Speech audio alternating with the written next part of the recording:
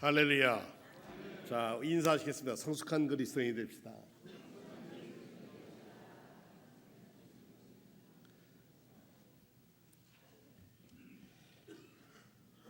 희망하는 이유 이렇게 정했습니다. 근데 앞에 주어가 빠졌죠. 우리가 희망하는 이유 이런 뜻입니다. 희망에 대해서는 많은 사람들이 얘기하고 있습니다. 그중에 저는 오늘 시인 두 사람을 먼저 소개하려고 합니다. 첫 번째는 정희성이라고 하는 분이신데 1945년에 태어나신 분입니다. 그분은 희망이라고 하는 시에서 이렇게 자기를 고백합니다. 그 별은 아무에게나 보이는 것이 아니다. 그 별은 어둠 속에 조용히 자기를 들여다볼 줄 아는 사람의 눈에나 모습을 드러낸다. 동방박사의 별은 아무나 본 거 아닙니다. 어두운 밤하늘을 끝없이 응시하며 하나님의 언약을 붙들고 있었던 사람들에게 보여졌습니다. 그러니까 어둠 속에서 조용히 자기를 들여다볼 줄 아는 사람이나 별을 볼 수 있다. 한 분은 또 김현승이라고 하는 분인데 이분은 희망이라는 얘기는 희망은 스스로 네가 될 수도 있다. 다음 없는 너의 사랑이 흙 속에 묻혀서 눈물 어린 눈으로 너의 꿈을 먼 나라의 별과 같이 우리가 바라볼 때 희망 그것은 너다. 너의 생명이 닿는 곳에 가없이 놓인 내일의 가교를 끝없이 걸어가는 별과 바람에도 그것은 꽃잎처럼 불리는 내 마음의 머나먼 모습이 바로 희망이다. 이런 얘기입니다. 그렇죠. 희망이라는 것은 지금 우리 손에 잡혀지지는 않지만 희망은 볼 줄 아는 사람과 희망할 줄 아는 사람에게 희망은 희망이 됩니다. 어느 글에서 읽었습니다만은 엘리베이터에다가 어느 그 엘리베이터에 사는 그 아파트에 사는 사람이 방을 붙였답니다. 주민 여러분, 태풍이 와서 저희 아버지 농장에 사과가 거의 다 떨어졌습니다. 출하를 얼마 안 남았는데 태풍에 떨어진 사과를 제가 가지고 왔는데 얼마 팔지 못했습니다. 아버지가 가지고 온 사과를 꼭 좀 사주십시오. 아버지는 사과 갖고 온 비용도 못 건지겠다고 다시는 사과 농사를 안 짓겠다고 하십니다. 평생 사과를 가꾼 아버지가 사과 농사를 안 지으면 무엇 하시겠습니까? 꼭 좀 도와주십시오. 그 다음에 쓴 글이요. 엄마가 전화를 걸었습니다. 사과를 많이 먹자고 했습니다. 농부의 대학생 아들이 신이 나서 배달했습니다. 이런 얘기입니다. 우리나라 아직 따뜻하고 희망이 있습니다. 이런 글들이 붙으면 사람들은 외면하지 않습니다. 우리 사과 좀 더 먹자. 그러고도 나눠 먹을 수도 있습니다. 희망이라고 하는 것은 바로 우리가 갖고 있는 존재의 힘이기도 합니다. 그건 믿음이 없으면 희망할 수 없기 때문에 그럽니다. 예수께서 돌아가시고 초대교회가 지난 다음에 유대교인들한테 먼저 공격을 받았습니다. 내가 유대인의 왕이냐부터 시작 내가 진리가 뭐냐 여러 공격을 받았는데 그 공격을 받을 때마다 믿음의 사람들은 변증을 했습니다. 자기 의견을 내밀었습니다. 그걸 변증이라고 합니다. 근데 오늘 읽어주신 말씀은 이 변증 중에 아주 대표적인 변증입니다. 누가? 배신자였고 부끄러웠던 베드로가 고난을 받고 사는 주변의 믿음의 사람들에게 편지를 쓴 그 편지가 오늘 베드로 전서 2개의 편지를 썼는데 전서와 후서를 썼습니다. 그러면 뭘 어떻게 변증할 거냐? 베드로의 입장이 이런 겁니다. 요약해서 말합니다. 친절하고 인정 많고 사랑하고 자비로우며 겸손한 사람이 되십시오. 이것이 여러분 모두에게 해당되는 사항이니 한 사람도 빠짐없이 그렇게 하십시오. 안갚음을 하거나 냉소적으로 비꼬는 말은 하지 마십시오. 오히려 축복해 주십시오. 축복이야말로 여러분이 할 일입니다. 그러면 여러분은 복덩어리가 되어서 여러분도 복을 받게 될 것입니다. 생명을 받아들이고 좋은 날 보기를 원하는 사람이요, 그대가 할 일은 이것이니 곧 악담과 험담을 삼가고 악을 물리치고 선을 장려하여 힘을 다하여 평화를 추구하라. 하나님께서 이 모든 일을 지켜보시고 인정해 주신다. 하나님께서 그의 간구에 귀를 기울이시고 응답해 주신다. 그러나 악을 행하는 자에게는 등을 돌리신다. 이런 말씀이 변증하는 베드로의 입장입니다. 여러분의 마음과 영혼을 다해서 선을 행하면 누가 여러분을 방해하겠습니까? 선을 행하다 고난을 당하더라도 여러분은 훨씬 복된 사람입니다. 고난을 너무 마음에 두지 마십시오. 온갖 어려움 속에서도 여러분의 마음을 다잡고 여러분의 주인이신 주님을 경배하십시오. 여러분의 삶의 방식에 대해서 묻는 사람에게 할 말을 준비하되 최대한 예의를 갖춰서 대답하십시오. 하나님 앞에서 양심이 깨끗하며 사람들이 퍼붓는 욕설이 여러분을 괴롭히지 못하게 하십시오. 오히려 그들이야말로 깨끗함을 받아야 할 사람이라는 것을 알게 될 것입니다. 하나님이 바라시는 것이라면 선을 행하다도 고난을 받는 것이 악을 행하다 벌을 받는 것보다 낫습니다. 이렇게 변증하는 사람들에게 베드로 사도는 이런 말씀을 합니다. 변증이라고 하는 것은 옹호한다고 하는 거죠. 기독교를 옹호하기 위한 건데 요즘 같으면 C.S. 루이스라는 사람이란가 초대 변증가로서는 저스틴 마터라고 하는 사람, 아주 유명한 변증가들이 있었습니다. 그 사람들은 강력한 논리로 신앙을 변호했지만 동시에 은혜와 겸손으로 했습니다. 그들은 그리스도를 주님으로 모셨고 그들이 가지고 있는 희망의 이유를 밝혔고 그렇게 하면서 온유함과 존중함으로 변증을 해나갔습니다. 이 변증가들은 대개 폭넓게 연구하기 때문에 효과적으로 그들의 믿음을 내 믿음은 이런 겁니다 하고 변증을 했습니다. 근데 우리가 그렇게 학자도 아니어서 그렇게 좋은 말로 변증할 수도 없습니다. 그러나 우리가 누구나 다 저스틴 마터가 될 수도 없고 C.S. 루이스가 될 수도 없습니다. 누구나 악의 문제를 분석하고 여러 철학의 사조들을 찾아서 그것을 변증해낸다는 건 쉬운 일이 아닙니다. 그런데 우리가 변증할 수 있는 가장 좋은 것이 있는데 우리가 말씀에 따라 그리스도의 사랑을 살아가는 것입니다. 우리의 삶이 변증의 가장 좋은 증거가 됩니다. 시어머니와 며느리가 요즘은 가깝지요. 어쨌든 형제와 형제, 나와 생각이 다른 사람들, 나와 이념이 다른 사람들에 대해서도 존중할 줄 알면 저 사람들은 우리를 존중하는구나. 그래서 마음이 편해서 이렇게 악한 마음으로 대하지 않습니다. 누굴 만나든지 열띤 논쟁을 하라는 뜻이 아닙니다. 열띤 논쟁은 오히려 사람들의 감정을 상하게 합니다. 제가 시골에서도 목회하고 이렇게 하다 보면 동네 사람들이 이렇게 다투는 걸 가끔 봅니다. 근데 이렇게 다투다가 나중에 무슨 얘기를 하냐면 이런 얘기를 해요. 다툰 본문은 어디 간지 모르고 너 몇 살이야? 이제 그런 거 묻는 거예요. 너 나보다 나이가 아래인데 너 왜 그래? 그러니까 본질은 없어지고요. 그 다음에 또 뭐라 그러면 나오냐면 너는 많이 배워서 그렇잖아. 나는 못 배워서 그렇다. 또 그러다 조금 더 가면은요. 나는 돈이 없어 그렇지. 넌 돈 많잖아. 그러니까 원래의 목적의 얘기는 어디 간지 사라지고 뭐예요? 자기의 연약함을 공격의 도구로 씁니다. 그런데 세상은 그것을 그렇게 동정하지 않습니다.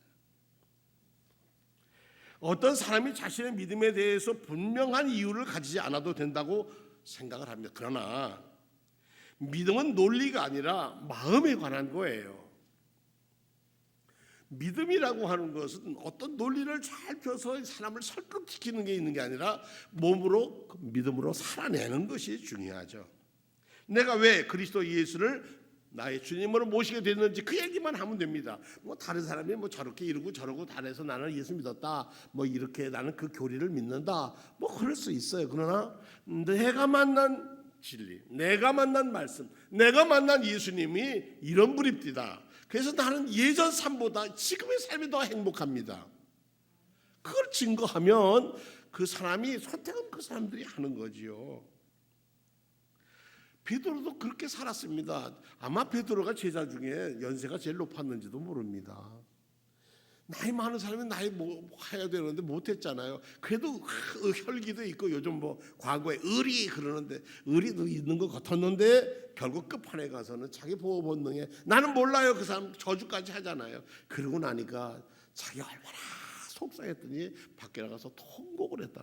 야, 내가 이것밖에 안 되는가? 3년 동안 나 선생님과 다녔는데 결국 내가 배신했잖아.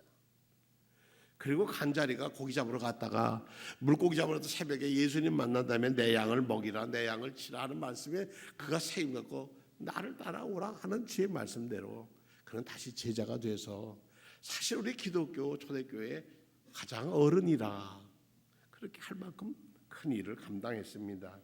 그는 갈릴리 어부였습니다. 그에게 어떤 스펙이 있지 않았어요. 그런데 그는 뭐예요? 분명한 것은 진리요 생명 되신 예수님을 만났고 함께 지냈고 그의 부활의 증인이 되었다는 것입니다.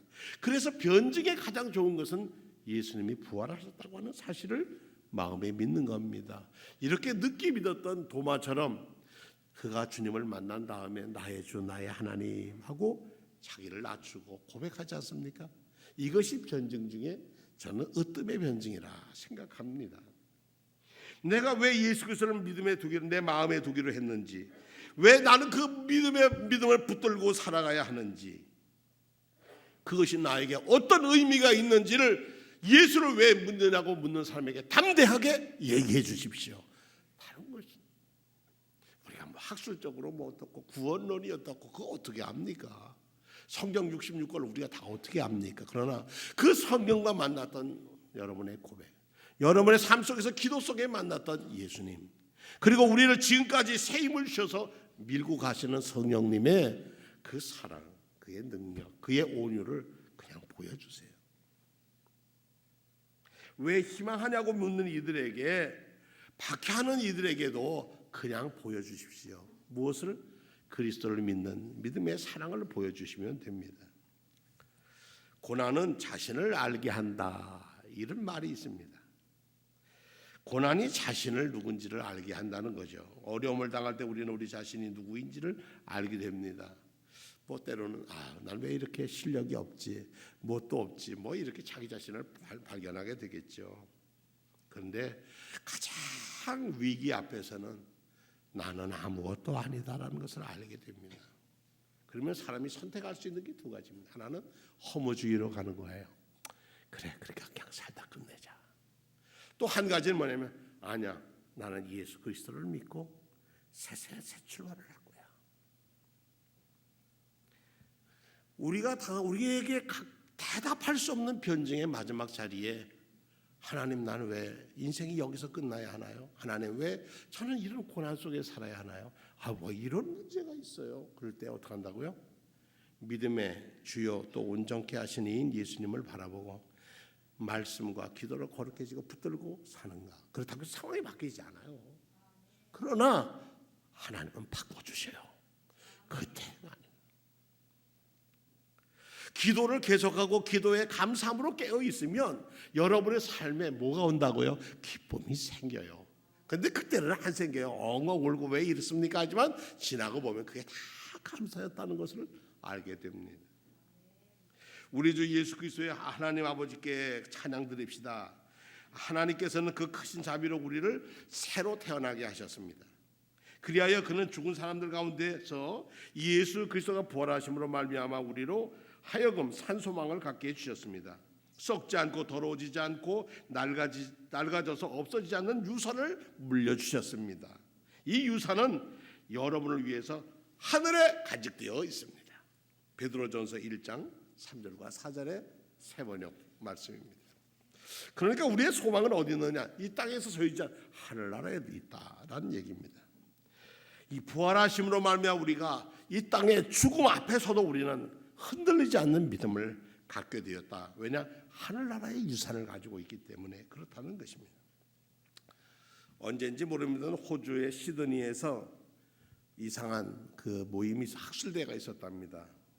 근데 그 제목이 뭐냐면 위험한 사상 축제. 이 땅에 있는 현대에 있는 이 위험한 사상 그거를 축제한다는 거예요. 축제 행사가 거의 끝나고 이제 질의응답으로 앞에 패널들이 쫙 앉았고 질의응답을 하는데 한 사람이 손을 들고 물었답니다. 당신들이 제안한 사상 중에 위험한 사상 중에 그것을 실천할 때 가장 더 좋게 만들게 가장 유력하다고 생각하는 사상이 있습니까?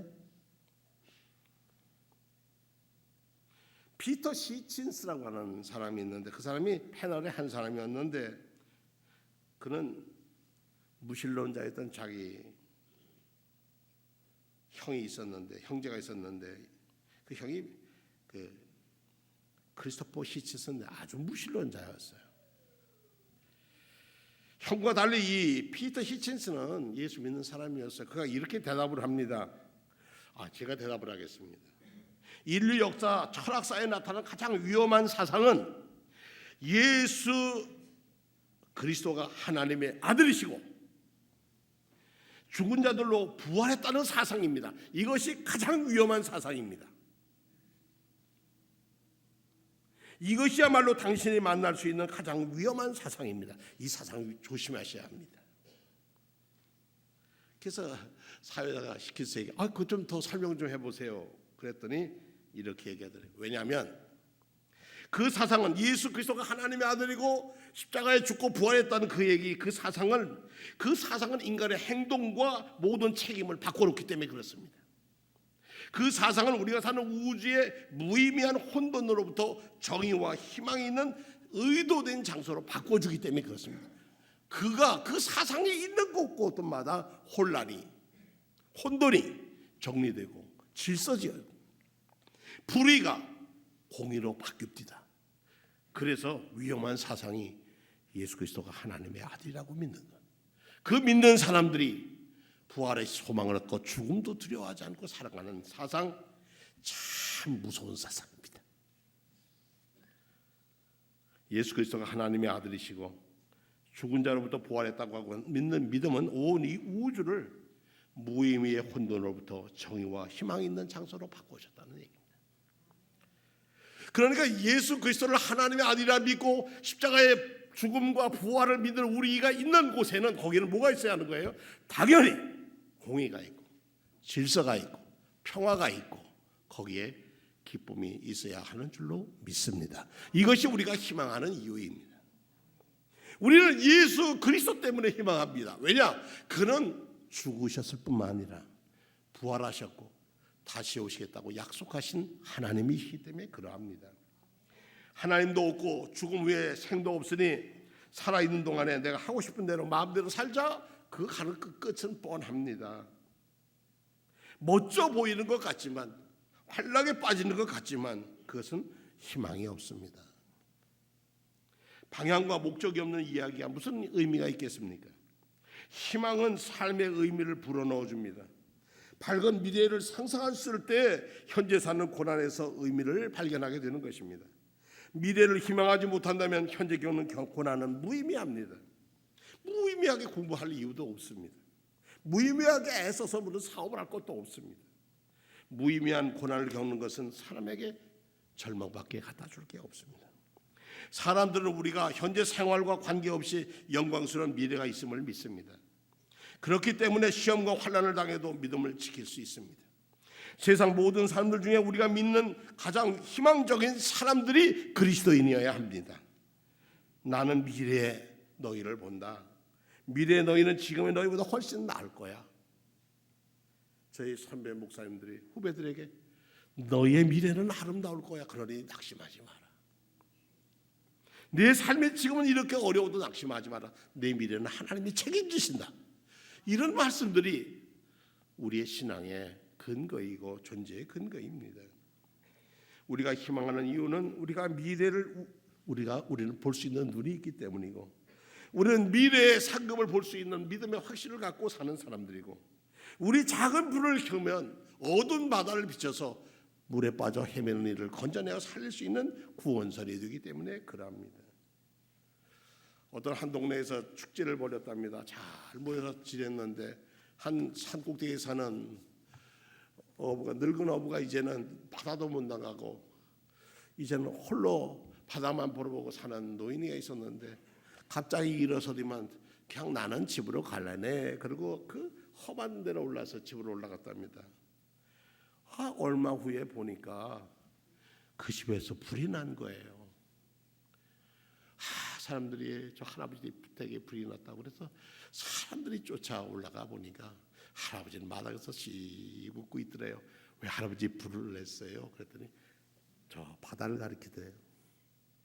바다에 보니까 배가 하나 들어오고 있는데 거의 난파돼서 그냥 도와주지 않으면 다 가라앉아 죽을 만큼 오기는 왔는데 그걸 보고 동네 사람들이 나가서 그 사람들을 건져내서 왔답니다. 그 건져내 온 사람들이 동네에서 떠나서 돌아오지 않는다고 몇 년 전부터 기다렸던 그 가족들, 그 어부들이 그 배에 타고 있었더라는 겁니다. 자기의 집을 불러서 불을 태워서 사람들의 가족을 그 사람이 누구인지는 모르지만은 저 헤매는 사람들에게 자기를 불태워 자기의 끝을 내놓아 사람을 구할 수 있다는 것이 희망이 아니겠습니까? 저는 시편 27편을 읽게 됐습니다. 한번 여러분 오늘 말씀을 마무리하면서 함께 읽고 싶습니다. 시편 27편 13절.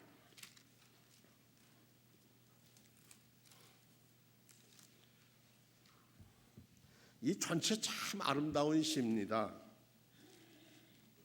자, 우리 4절을 같이 한번 먼저 읽겠습니다. 820쪽에 있습니다. 성경 시작. 내가 여호와께 바라는 한 가지 일 그것을 구하리니 곧 내가 내 평생에 여호와의 집에 살면서 여호와의 성전의 아름다움을 바라보며 그의 성전에서 사모하는 것이라. 그 다음부터 다 아름다운 말씀입니다. 자, 13절 읽어보겠습니다. 내가 산자들의 땅에서 여호와의 선하심을 보게 될 줄을 확실히 믿었도다. 너희는 여호와를 기다릴지어다. 강하고 담대하며 여호와를 기다릴지어다. 이게 NIV 성경에 보니까 이렇게 번역이 돼요. 이 세상에 머무는 내 한 생에 내가 주님의 은덕을 입을 것을 나는 확실히 믿는다. 내가 풍요의 땅에서 하나님의 선하심을 보며 살 것을 나는 확신한다. 하나님 곁에 머물러라. 거듭 말하노니 하나님 곁에 머물러라. 성탄 여러분이 베들레헴 구유 앞에 머무르시면 아기 예수께 경배도 하실 것이고 여러분은 기쁨을 가지고 자기의 고향으로 돌아갈 수 있는 길까지 열릴 것입니다. 그 무엇도 우리를 동요시키지 못합니다. 예수께서 우리를 사랑하시기 때문에 그렇습니다. 하나님의 사랑하는 자는 절대로 흔들리지 않고 확신합니다. 그 무엇도 산 것이든 죽인 것이든 천사든 악마이든 현재 것이든 장래 것이든 높은 것이든 낮은 것이든 생각할 수 있는 것이든 생각할 수 없는 것이든 절대로 그 무엇도 우리를 하나님의 사랑에서 떼어놓을 수가 없습니다. 우리는 이 희망을 가지고 삽니다. 그러기에 예수 그리스도가 이 땅에 오신 것은 우리의 한없는 축복이고 예수 그리스도와 함께 한다는 것은 평화를 나누는 하나님의 축복임을 알게 됩니다. 여러분의 눈이 어두운 밤에서 별을 바라볼 수 있듯 구원의 성탄의 별을 바라보듯 우리의 믿음의 눈을 떠서 하나님의 섭리를 보는 복된 성도님들의 삶이 되기를 축원합니다. 다 같이 신앙 고백하겠습니다.